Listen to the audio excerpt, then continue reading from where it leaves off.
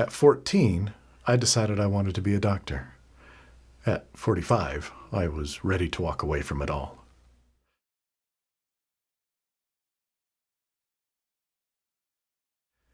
From the outside, I was successful. I'd built, from scratch, a thriving and successful medical practice.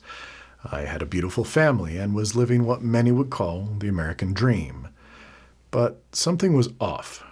I was burnt out, and not for the reasons that most people thought. You see, I'd worked hard through multiple jobs during my undergraduate schooling. I'd gone to a prestigious medical school and completed a grueling surgical residency.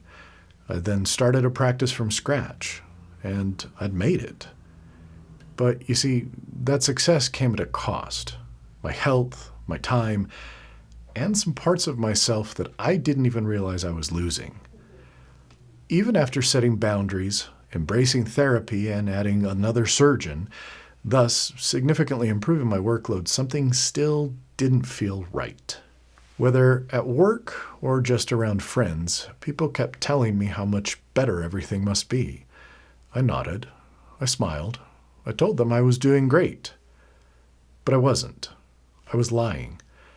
Not out of malice, but because I couldn't explain what it was that felt wrong. Then, in 2022, I did something unexpected. I started 2 podcasts. Later that year, I wrote my first novel. I had no time for it. It made no logical sense. But I felt a drive. Something just made me feel like I had to create. At the time, I didn't understand why. I just knew I needed it. It wasn't until I read the introduction to the book Tiny Experiments by Anne Lecunff that it clicked. We are wired to create, to experiment, to try, and to fail. I wasn't just tired or overworked.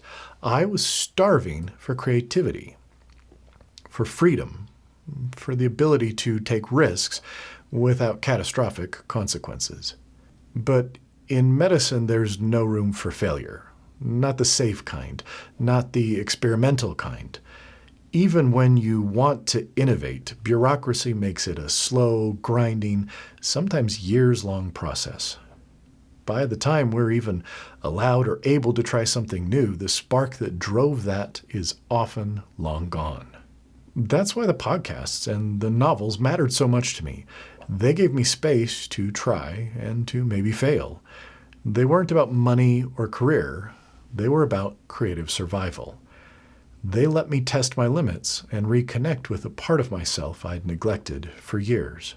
So now there's this, Imperfect Practice, my next experiment.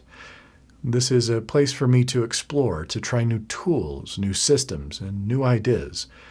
Not because I have the answers, but because I believe in the process of trying, of experimenting, of failing, and most importantly, of learning from it all. So here's my question to you. What have you wanted to try, but haven't because you are afraid of failing?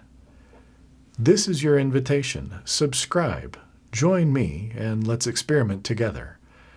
Because that's what it means to be human, to practice imperfectly every day.